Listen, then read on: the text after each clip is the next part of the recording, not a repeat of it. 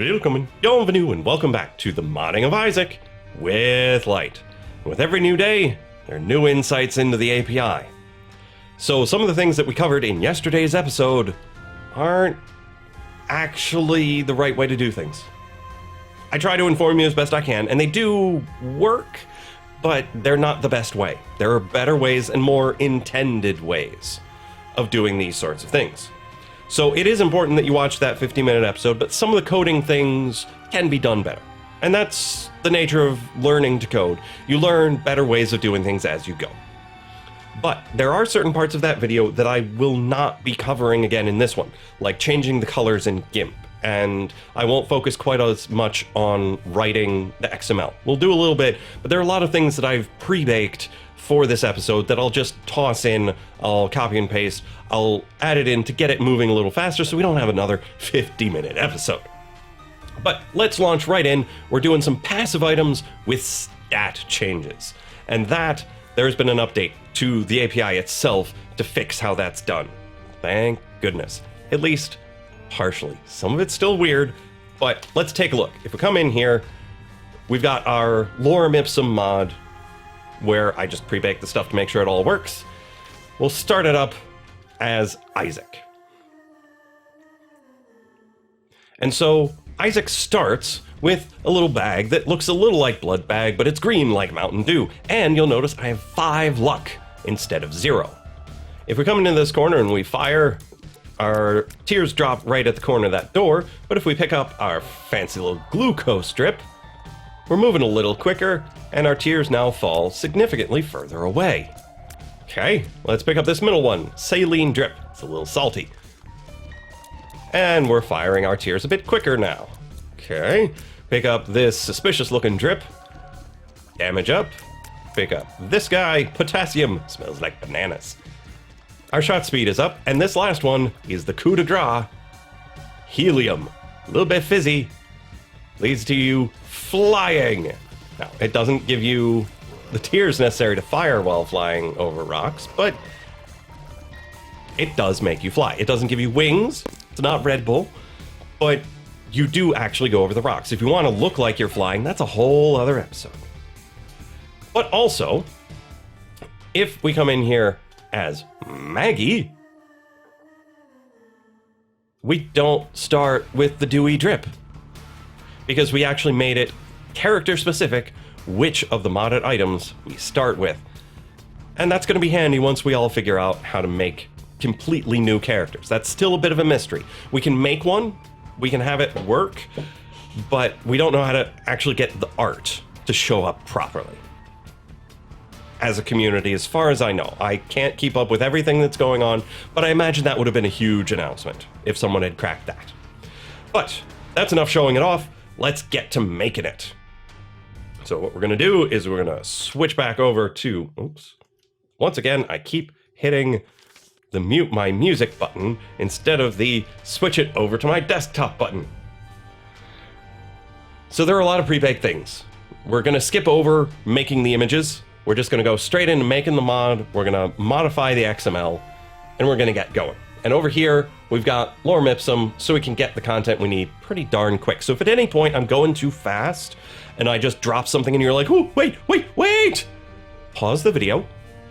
I'm not going anywhere. So we're going to make ourselves a new mod. We're going to make ourselves a new folder and call it the drips. So we got the drips here. We're going to need a couple of things in the drips.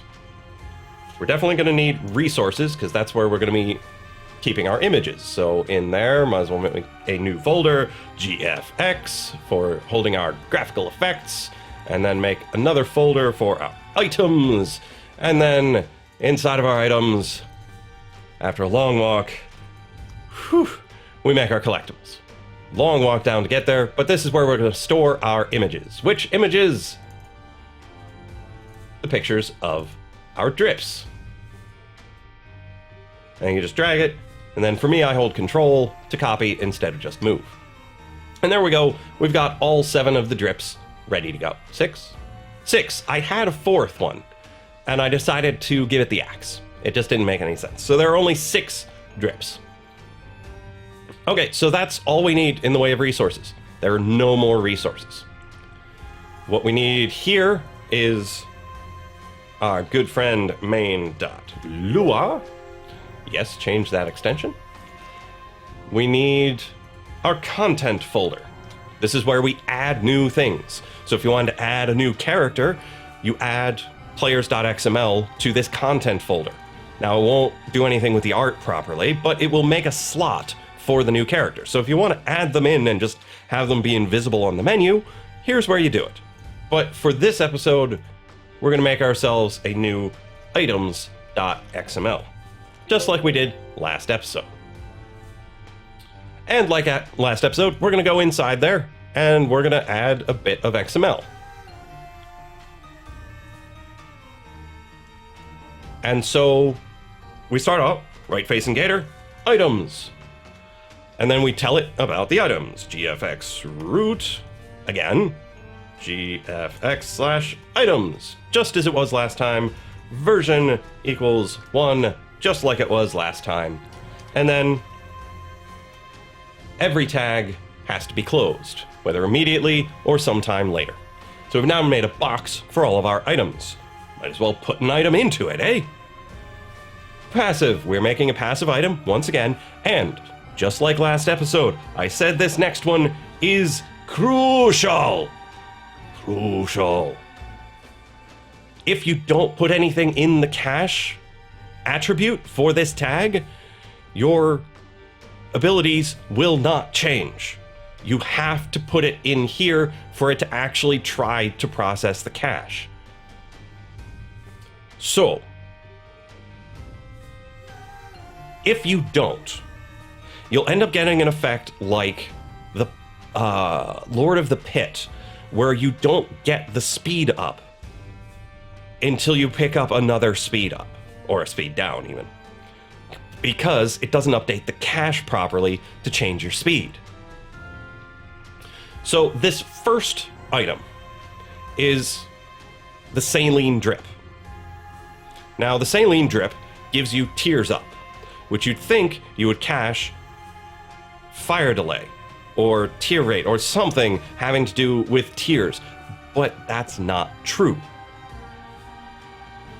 I don't know why, but it's not, because there is a cache value for fire rate. But alas, it works during damage. So if you're changing tiers, it's done during damage, not during fire delay. Which, I suppose that's because it's max fire delay and not just fire delay, but even then, it doesn't make a whole lot of sense. But in the end, you just do what works. So the name equals saline drip. And if you're wondering, saline drip is what they give you intravenously when you're dehydrated. The salt, it's an electrolyte, it helps you to retain the water better. And hence, the description is a little salty. And then what else do we need? Think, think, think. You need to know it before I say it. GFX, you need to know where the image is. So that's drip01-saline.ping. This time I'm numbering them so they stay in that order instead of alphabetical. With green candle, it was all alone. We didn't need to order it like this. But for now, for the saline type thing, since it's a suite of items, it's a larger mod, it's good to keep it organized. And then to close the tag, /left gator. So you always have the gators facing each other and they eat everything in between. Nom nom nom nom nom. And then you are what you eat. So this passive gator is all of these things. Well, passive paragators, I guess. And so we've created our saline drip item. Remember, no ID number, which should raise a little red flag to you. How do you add an item to a player if you don't have an ID?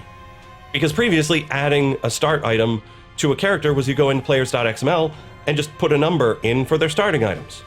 Well, you can't do that with this because you don't get the item number until runtime.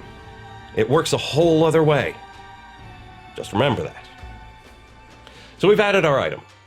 Say we want to add a second item. Well, it's pretty much the same thing.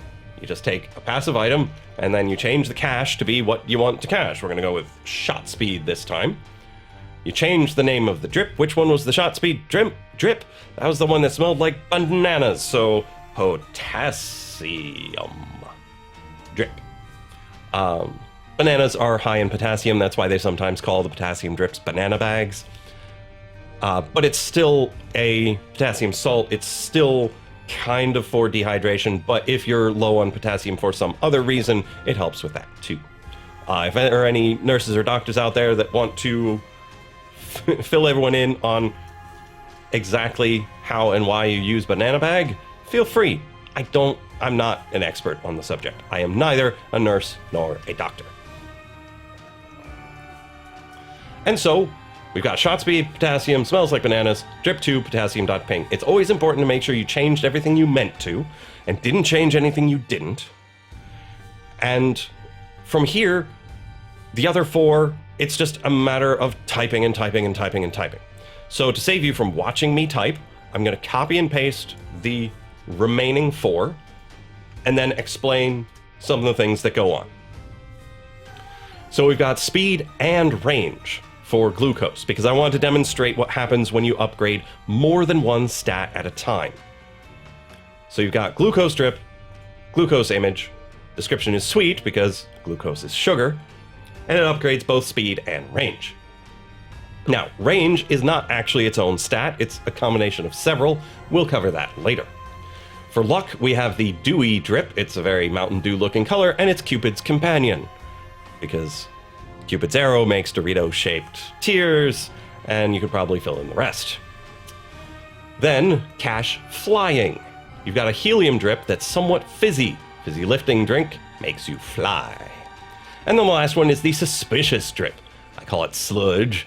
Might be alive, and it upgrades your damage. This one is really damage, but tears and damage are both damage cache items. When you need multiple things, you can use speed, space, range, flying, space, luck. And if you have an all stats, I think you can use just the word all. There are a couple of other cache states, but we'll cover them when we start talking about them. They're a little more advanced. I wasn't necessarily able to get them to work reliably, so we'll cover them later. Those tend to have to do with tier effects. So we'll cover those eventually. But we've got these 6 all typed up and nice. If you need to pause, please do. But after this, we're going to be moving on. We've got the images, we've got the XML. Now we just need the code.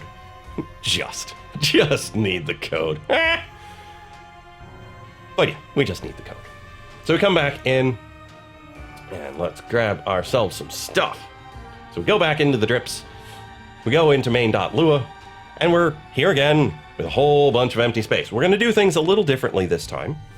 We're going to try to conform to some of the things the community has been doing style-wise, because it's important to adapt yourself to the people around you, because you're going to talk to them, you're going to ask them for assistance, and if they're thrown off by your style, they might miss the actual bugs, or they might get frustrated with the way you've got it set up. So we're going to do things, some of it a little bit differently, and I'm going to show a couple of programming concepts that will help you be more adaptable to the people around you. So it always starts off with local, because we're defining a variable, and this time we're going to make the drips mod separate from a lot of the drips data. So we're going to make drips mod equals register mod, always with the capital letters, and then we called it the drips. And then comma 1, always remember the comma 1. Next, one of the common tropes in the community's coding right now is to have local game equals capital game function.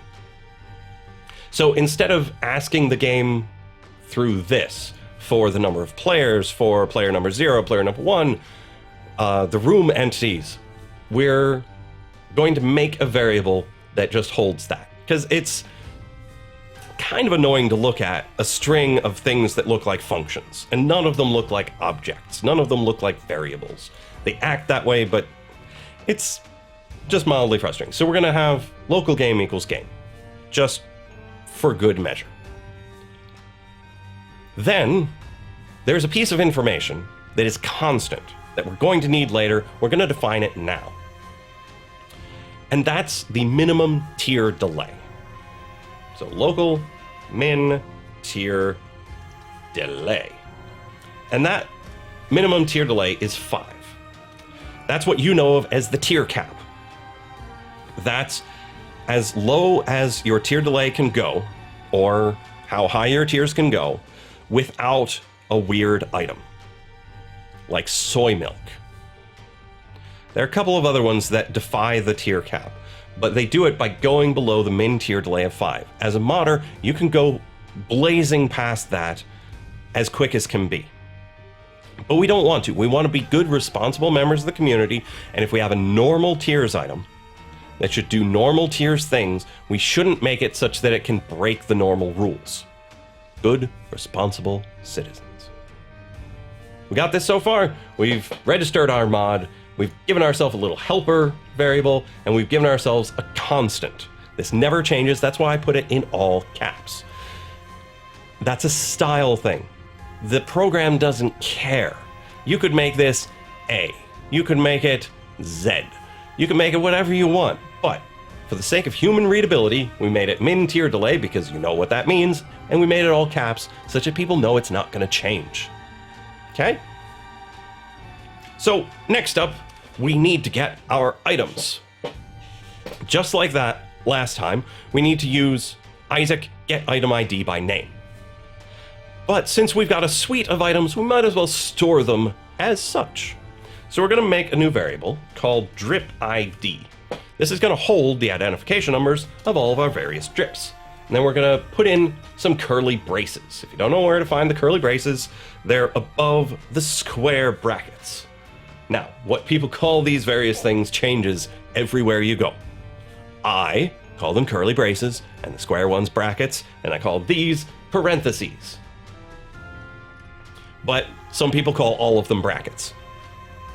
Some of them call these curly brackets and the other one square brackets. Some of them, just be consistent with what you call it. I'll be consistent with what I call it. And if we ever talk about it, be explicit with which one you mean.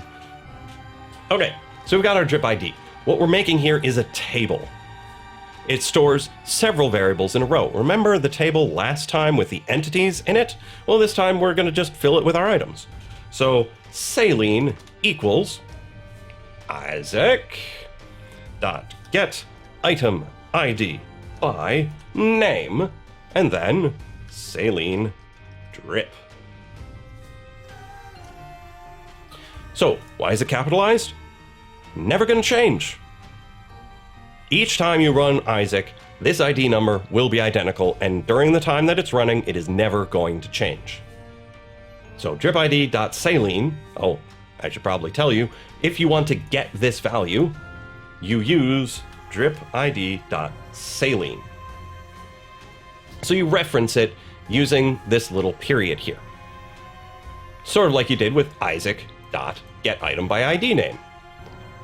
And all the other times you used dots and colons, you were using this sort of setup, you just didn't know it. And there are a lot of things that you do in here that you don't know why, but you just do it.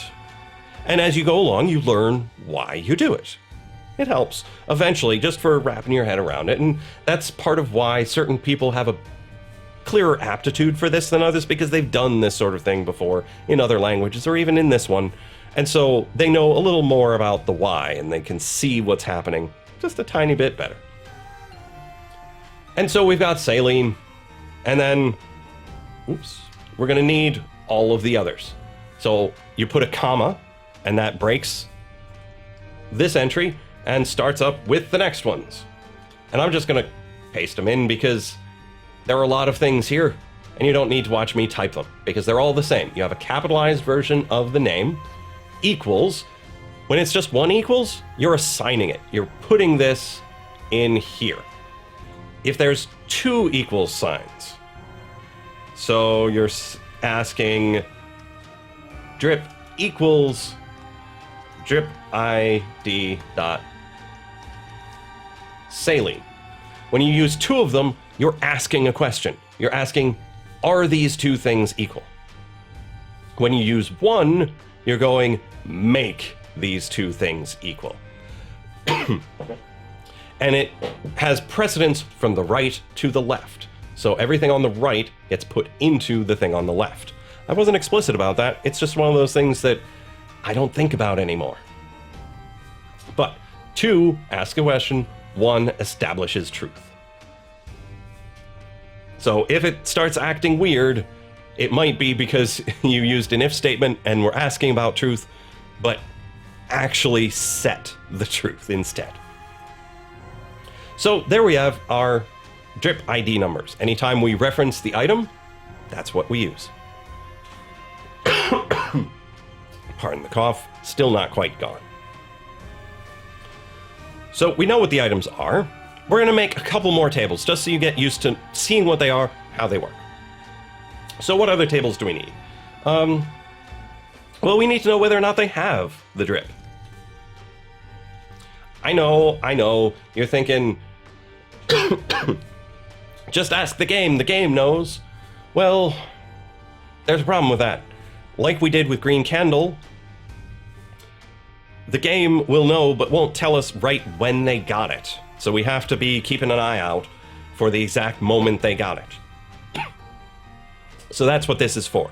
Instead of having a lot of separate has saline, has sludge, has K, has glucose, has dew, has helium, we're going to put them in a nice little storage area.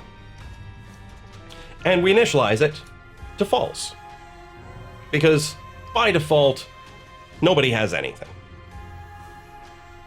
And again, like every other table, separate it with commas. No comma at the end will cause trouble. Pardon me 1 second, I will be right back. Sorry about that, had to grab myself a cough drop, but we're back. We've got one more table to do, and this one is for the drip bonus. These are the bonuses that you give to the various stats depending on which drip you get. So drip bonus equals these braces, and then saline equals 3. So we're indexing it by saline, the value is 3. And then you continue this down the line, and just like with the other ones, we're gonna copy and paste it from something I baked earlier. I'm gonna go a little easier on my voice now. Hopefully we're not gonna have another coughing fit. So here we're actually reducing the max tier delay by 3, increasing the damage by 5, increasing your shot speed by 0.5, tier height, tier fall speed, and your movement speed, and then the dew is for luck, adds 5. So these are the tables we're going to need for reference, and, well, it's time to move on. What do we need to be able to do? So we've got some drips, and we've got a drip inventory. We should probably be able to update that drip inventory. So we're going to make a little local function. Functions that aren't part of your mod can be made local, such that they don't wander off into the far corners of everywhere. So we're going to make this local function update drips. And then we hand it a player. And every function has its end. So what this update drips function is going to do for us is every time we need to check if we've gained a drip, we come in here and do it. So we don't have to write this part over and over again. So has drip dot saline, that's the thing that we made right up here, equals player colon has collectible drip ID dot saline.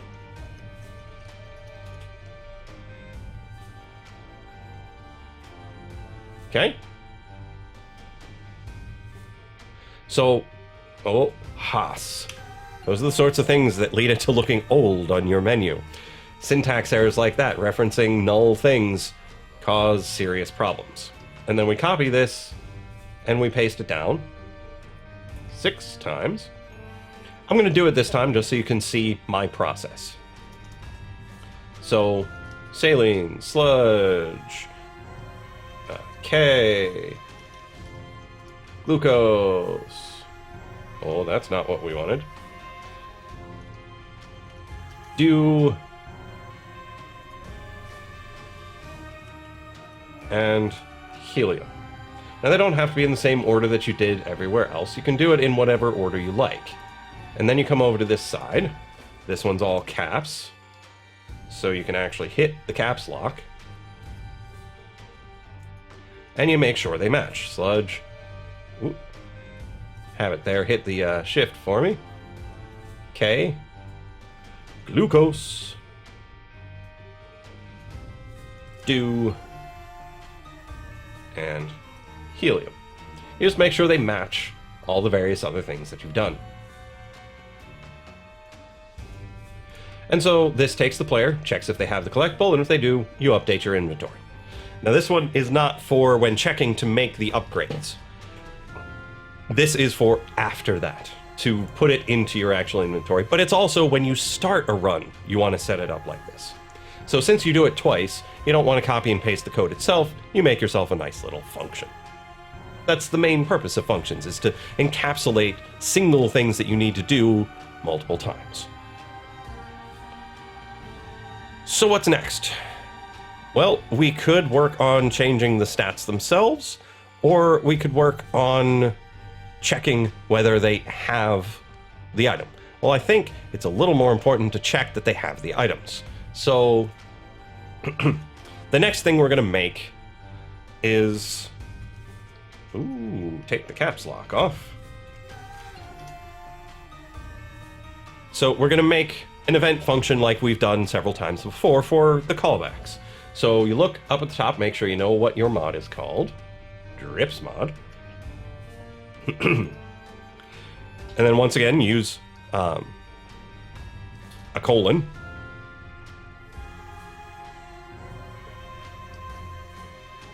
Instead of a period. And then on player init, player, end the function. So this is going to run when we initialize the player. Make sure the L is lowercase. Now this is a callback that actually gives us something back. So let's set up that callback as well. So drips mod colon add callback. Mod callbacks, as always. And this one is MC post player init. So it's after the player has been initialized. And again, with the spelling errors, always look back, make sure everything's spelled right. So we made our callback, but where does it call back to? Drips mod, not mods. Dot on player init. And then in here, all we do is update drips. And you give it the player, because that's what it asked for. Right up here. So this is exactly what we're going to use it for. When we initialize the player, we see whether or not they've got the items, because there's a possibility that they ended a run, they went out, they fiddled with the mods a bit, came back, and hit continue, and it got reinitialized. Well, this would have run when they turned the mod off and back on again, but then once they come back in, we need to make sure our inventory is accurate as to which of the drips they have. You got that? This happens not only when you start a run, but also when you continue one. As far as I know, we'll need to check these things. Keep me honest, because one of the things that you're going to see in a moment, I did the best I could last episode, but this new way is so much better. But that's all we need to do on initialization. Boop, done. But this is also, when you start the run, this is before anything happens on the screen. So when we wanted to drop the items on the floor, too early. It won't do it. Okay, so we updated the inventory at the... Oh, yeah, drips mod, good. So next up, we're going to make our little update thing that checks for the beginning of the game, like the beginning of a run. Yeah, that seems like a good thing. So it's another function. It's not local because it's part of drips mod. And this one's on update. And this time we're giving it the player. last time we didn't give it a player because it was a different update function.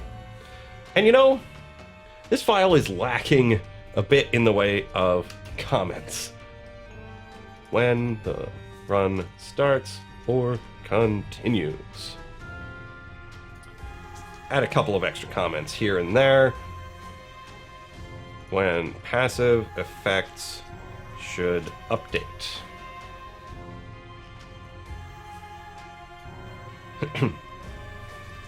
Update the inventory. This just helps break it up, makes you see what's going on, reminds you in the future of what past you was up to. Okay, and so for this update, we need another callback. Drips mod, add callback. Which one? Mod callbacks dot. Always MC. Now, this one is a long one. Keep with me. It's post p effect update. So this is after the passive effect update. So after the game has done its passive effects, we get to do ours. Drips mod dot on update. And that's it. So after the game has updated its passive effects, we get to do ours. It's so much better because this one sends the player back. So you know that weird loop that confused everybody? We don't need it anymore. Granted, it was more the entities loop that confused people than the player loop. But we don't have to loop players anymore because this is run for each of the players. And it tells us which player it was run for. So what we need to do in here is update drips for that player.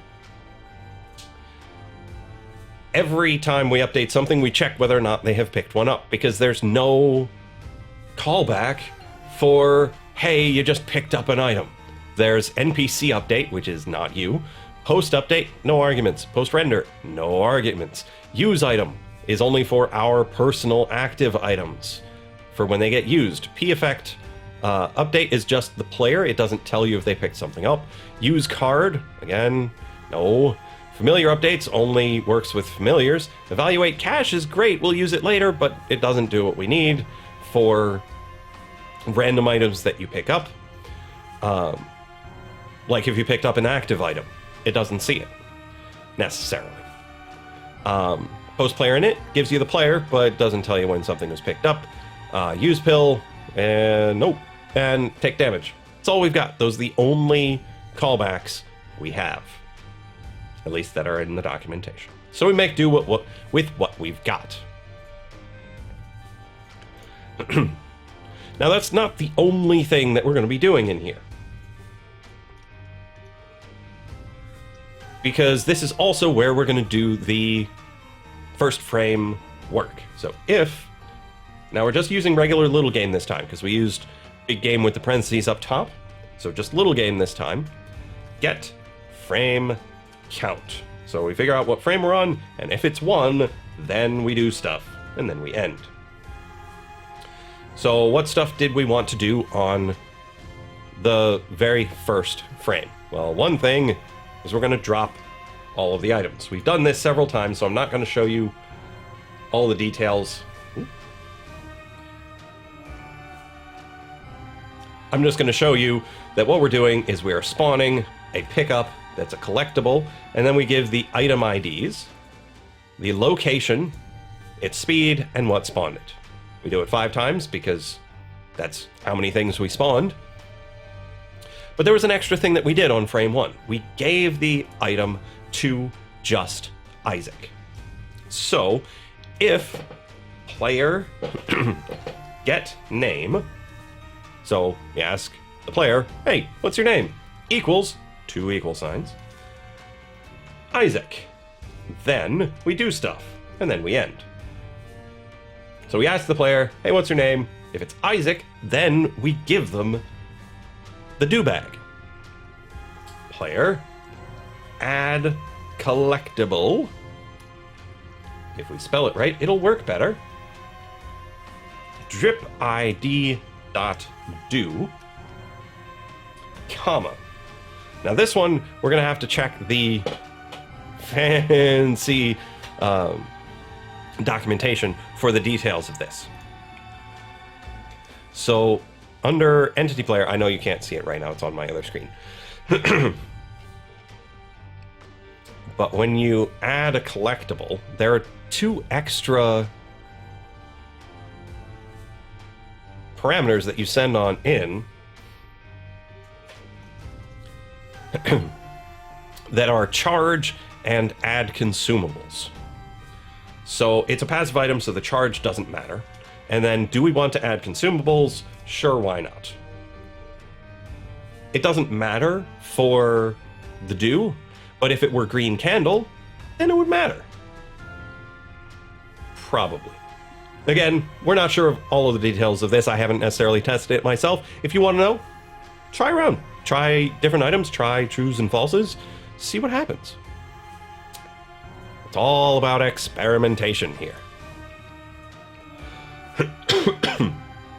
But here we are, that's the extent of what we need to do in here. Every time we update per frame for our passive effects, we update whether or not we have the drips. If it's the very first frame, then we plop these down in the room, and if the player is Isaac, then we give them the dew drip. Dewy drip, I guess. So let's recap what we've got. We've got the mod, we've got a couple of tables that tell us what's going on, we've got a function that helps update our inventory. When we start a run or continue a run, it updates whether or not we have the things. When we look each frame, it updates whether or not we've got the things. Well, I suppose the only thing left is to figure out what to do once we have them. So we're going to add another event function. This one is for when we update the cache. So again, this is a function attached to our mod. You don't have to attach it to your mod, by the way. I like doing it that way, but you could make this just another local function on cache. Local function on update, local function on player init. Works just fine. I, being a somewhat object-oriented programmer, like to keep things that are doing event listening together. So we're having this add callbacks to itself, which run its own functions, not just random free-floating ones. So this one's going to be called on cache. The cache sends it a player and a cache flag. And then once again, we need a matching callback. Drips mod colon add capital C callback mod callbacks dot MC. Now this one is also another one that, just looking at the documentation originally, you'd have no idea what was going on. Some really smart people had a slight idea, but once they told us what was happening, it makes a whole lot more sense. So, evaluate cache. A cache is a little burrowy hole where you store things. And what we're doing is taking the stats and we're shoving them in a hole, and then when it's the appropriate time, then we apply them to the player. And so, what are we going to call? Ghostbusters! Drips mod dot on cache. Now, we don't need to limit it in any way, so we don't add an extra flag after that, and this is going to set up such that every time it evaluates the cache, it calls this function and does some stuff. Well, when does it evaluate the cache? Well, that's why we had these little flags in here. These say, when you pick up this item, evaluate this cache. So you evaluate the speed cache, you evaluate the range cache. So whenever you pick one of these up, this callback will be called, and it'll send a player reference. Before this morning, it didn't actually send a player reference. It just sent a player, which meant you had to do all sorts of weird shenanigans to make it work. Those shenanigans are over. Now you can just work with the player you are sent directly. Thank goodness. Now, granted, most of you might not have been listening in on some of that craziness, but it was pretty crazy. Thankfully, it has all died down. We're good to go. So now this is the real meat and potatoes of how you update stats. So we'll do a couple. I'll copy and paste the others in and describe them to you, but we're going to do the damage flag and what the heck, the shot speed flag. Because this cache flag tells you which thing it's trying to update right now, and if you try to update the wrong thing at the wrong time, it's not going to stick. So if that cache flag equals, we are checking equality here, 2 equal signs, cache flag dot cache damage. This is available in the documentation. It's one of their enumerations. Then, and every if has an end. So if this cache flag is exactly cache damage.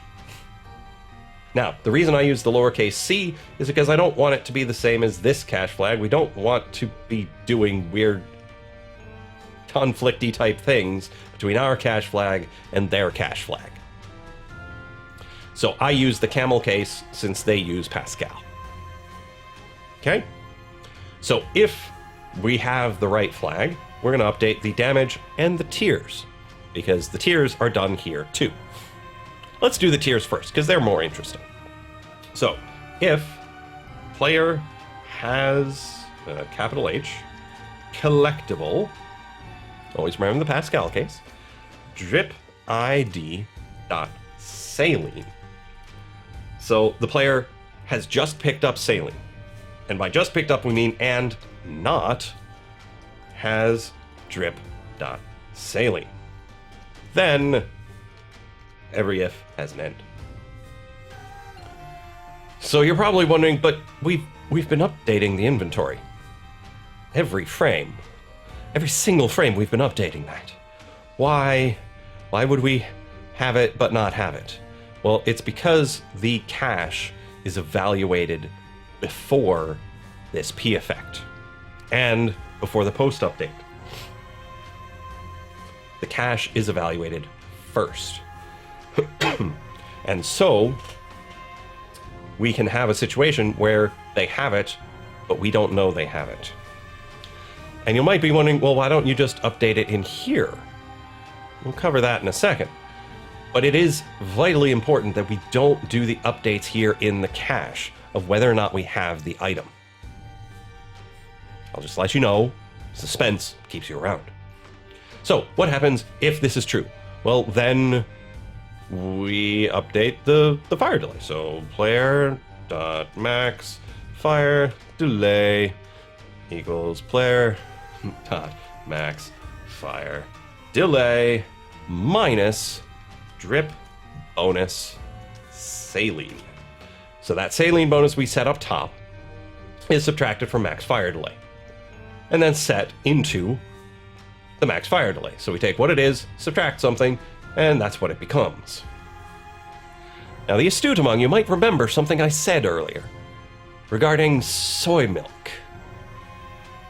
That's right, we can't just do this. This is not a responsible thing to do, because this will shove it all the way down to the bottom if you've already got several tier effects.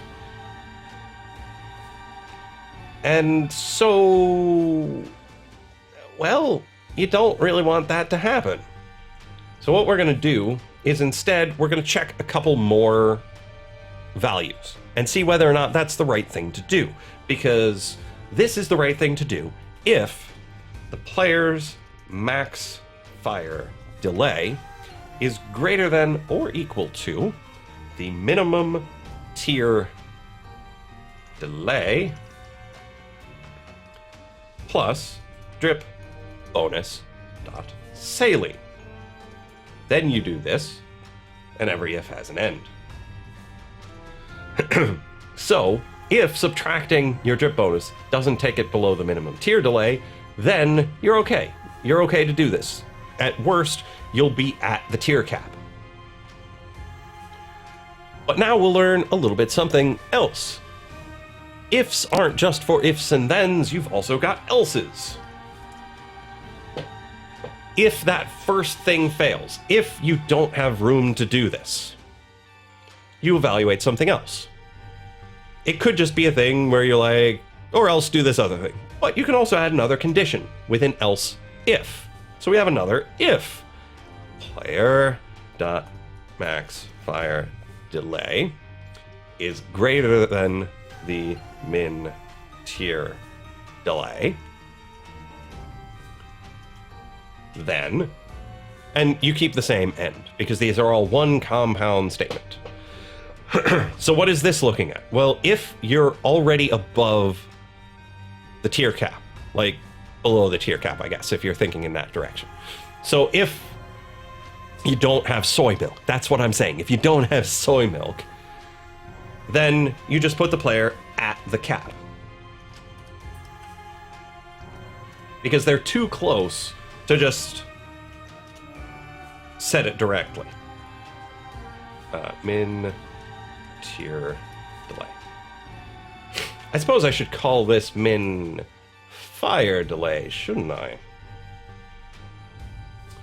So what we're going to do, Control F, and find tier delay, and we're going to replace it with fire delay.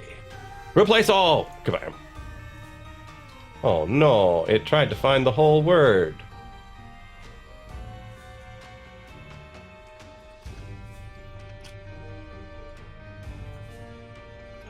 It'll be really embarrassing if this doesn't work. I haven't actually used the replace function in here. What? It's right here. Let's replace it, because we want it to be consistent. Can't believe it wouldn't do the search and replace like a reasonable machine would.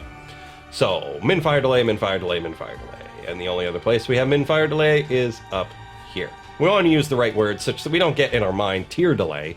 It's fire delay, fire delay, fire delay. For fire delay, all the fire delays all day long. So, if you don't have soy milk and you don't have enough room to just subtract, you just set it to be the cap. So, the cap is 5. Say you were at 7 and you tried to subtract 3. Well, it goes too far, so you just set it to 5. Okay. Good enough.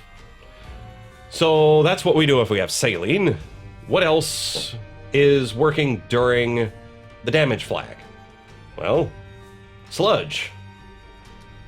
Player colon has collectible drip ID dot sludge and not has drip dot sludge, then, and every if has an end. So for this, it's very simple. Damage, ooh, that's unlimited. You're not capping damage. If there is a damage cap, no modder's gonna respect the damage cap.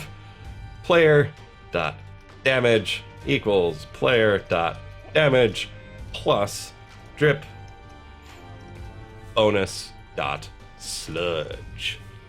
So we add our sludge bonus to the damage. Simple enough, yeah? And it only happens if, spelling, it's going to be to the death of me, if you got the collectible, but we haven't noticed yet. Okay?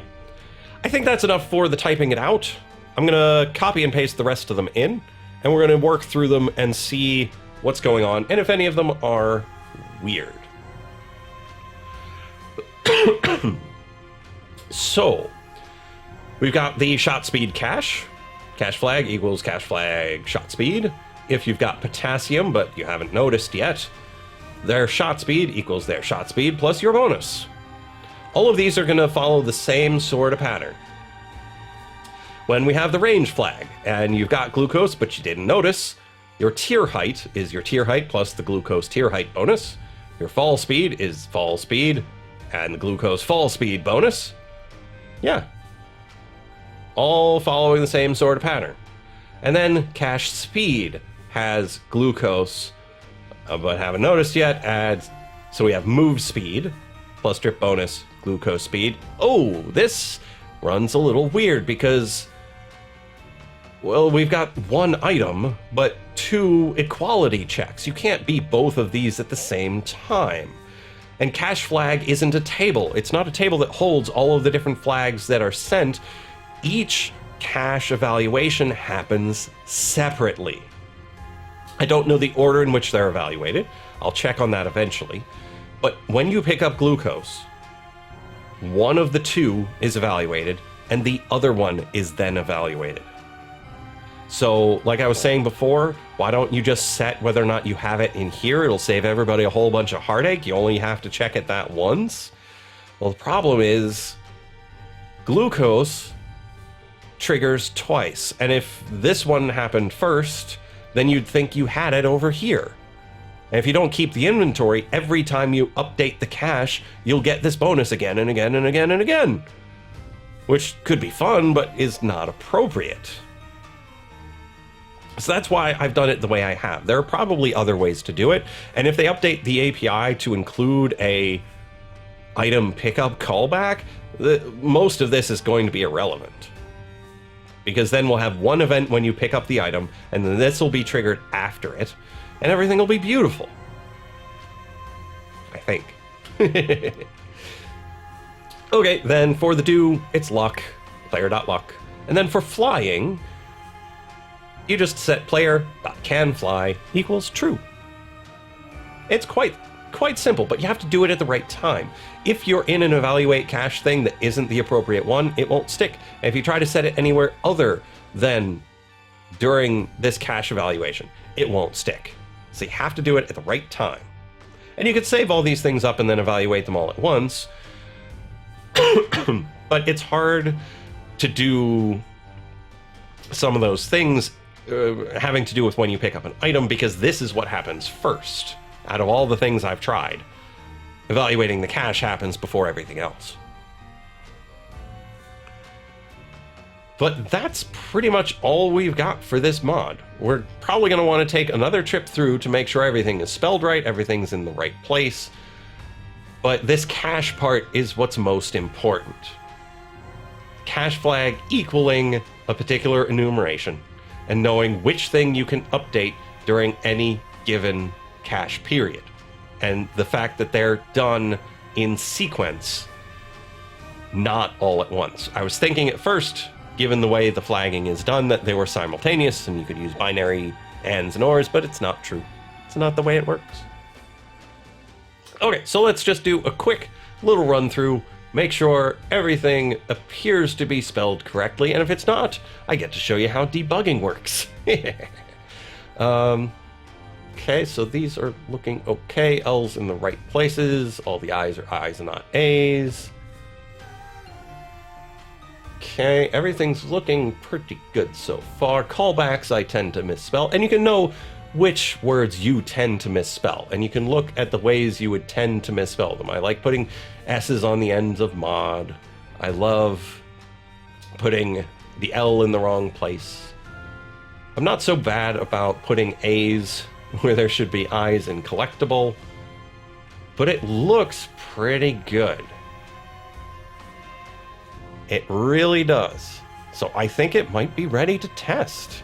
We should have been saving many times along the way. So when in doubt, save. So we got these in here, we got this in here. We should be more or less good to go. We just need to exit out of Isaac.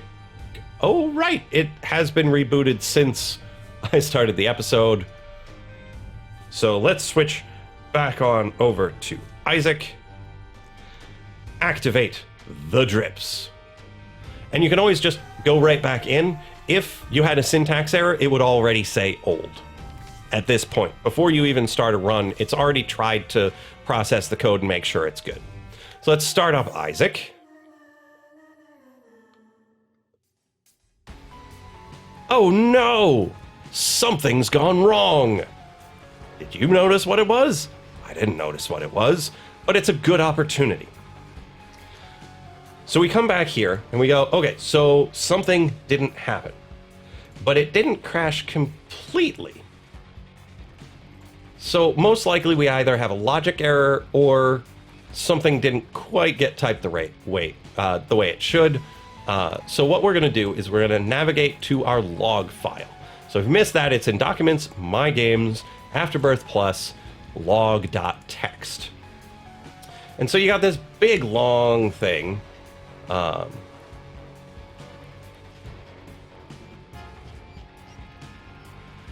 did activate, right? Oh, right, it's been running for a long time, so it's got a lot of things going on. So you go all the way to the bottom, and you start scrolling up until you see something like this. And it tells you, hey, look, there was an error in your main.lua file at line 44. So you go into main.lua, look at line 44, and go, huh, that's odd. Why is that an error? And you look at it and goes, attempt to index a nil value global drips mod. So we're trying to index a global drips mod here. Oh, hey, look, it's because I like putting S's on the end of my mods. It's in my nature. You can't really rail against your nature. So you save it up again. You go into your mod folder. Go into our mod folder, and you'll find, usually you would find an update.it file here if it was a really serious syntax error, but this time it wasn't super serious. So what we can do is then go back into Isaac. There are two ways of reloading your mod. If you hit the little tick, it's a back tick, it'll bring up this admin console in which you can write Lua mod and then the name of your mod, the drips, and that'll reload it for you. But the game has already started, so it's not actually going to do anything. So we're going to exit, and we're going to start a new run, and hopefully it'll be better. Oh, so now we've got an interesting conundrum. Our images aren't there. Are the items there? The items are there, and the items totally work. Oh my goodness, so many things going wrong. So what we do is we switch on back and we go, okay, so there are two ways in which this can happen. One, the images just aren't there. But we've got images here.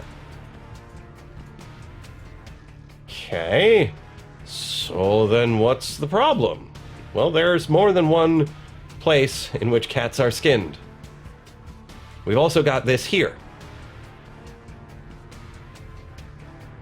So we look at this and go, well, this seems like it should be okay. I mean, we copied and pasted all of this. Why would this not be okay? Well, the game has some interesting quirks. So I'm going to quit Isaac, and I'm going to start it back up.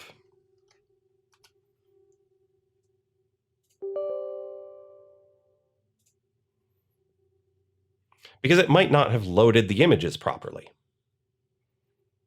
So whenever something doesn't work, you have to go with the tried and true old method. Have you tried turning it off and turning it back on again?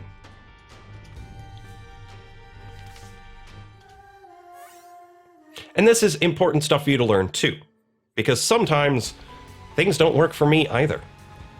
And you'll have weird little things that go on, and you need to figure out what happened. So most likely, there's just a mundane little spelling detail in resources, GFX, items, collectibles. That seems to be right.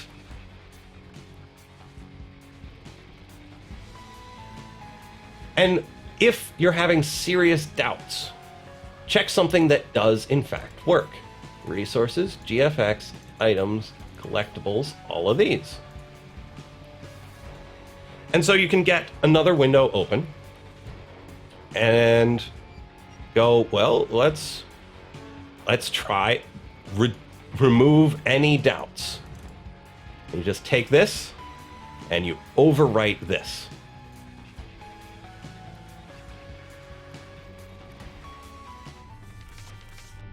Oh, I don't know if you actually saw that. Did I switch back in OBS? I did, that's good.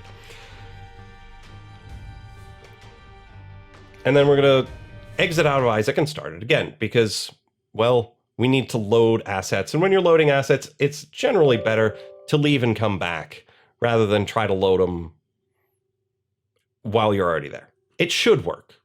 It should work.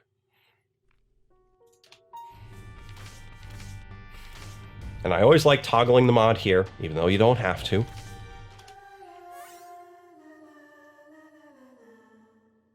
So, clearly, the problem is not here. So, where else could the problem be? Well, the only place left is in the items.xml file.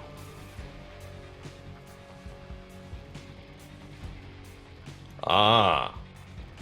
See?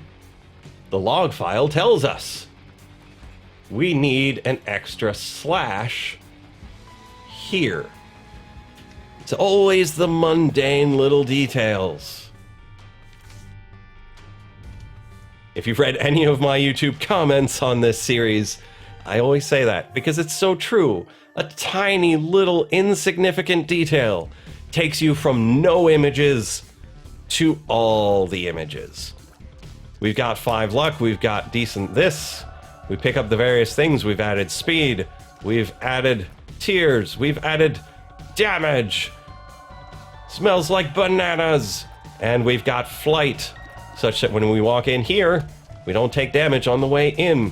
We completely murder these spiders, get Guppy's collar, and head on back out. And then if we exit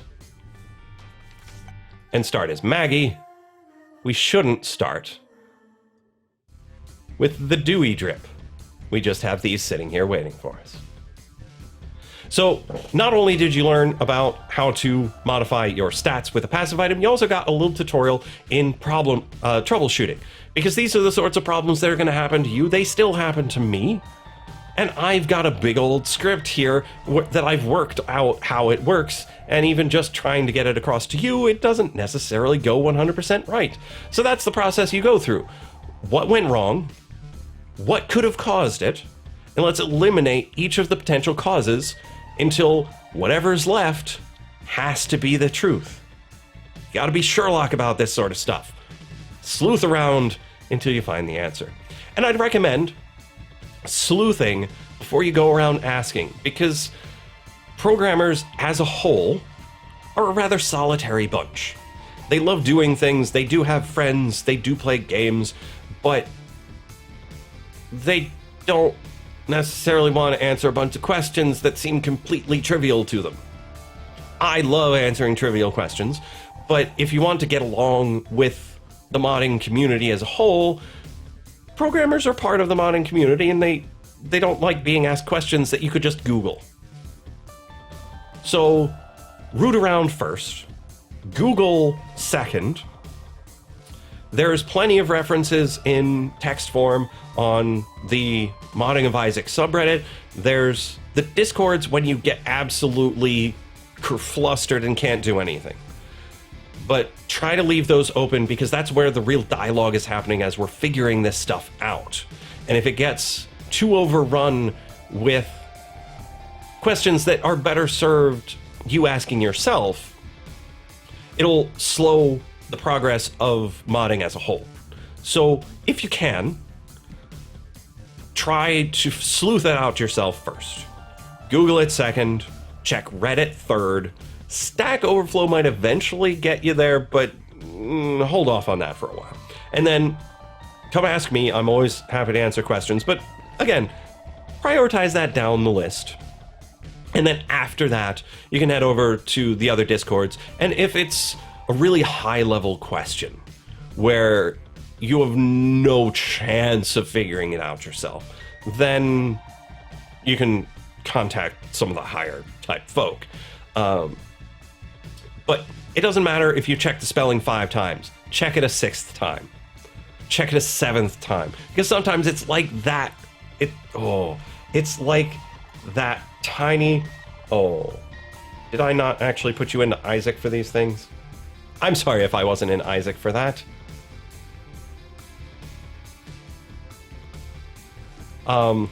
Yeah, I'm very sorry if I wasn't in Isaac for showing you the results of that. It's an OBS thing. I didn't actually look at it, so I'll do that again while I'm talking to you. But that godforsaken slash, there's no way I would have seen that if I didn't look at the log file, because it didn't feel like it was missing. It didn't feel like it was missing at all. So if you look it over again. If you need some time, just take a little break, come back to it with fresh eyes. If you've got a friend who's in the same sort of situation where you're on the same level of programming, maybe show it to them. And I'm happy to answer questions, but again, I shouldn't be your first resort because you need to be learning it. And the best way to learn is just poke it. Poke it with a stick, poke it with your fingers, don't poke it with anything. Just poke around at it, try to find the truth for yourself. It's how I learned a long time ago. But we've got ourselves a nice little successful mod, 6 items that modify your stats. And I will see you in the next episode of the Modding of Isaac with Lyte.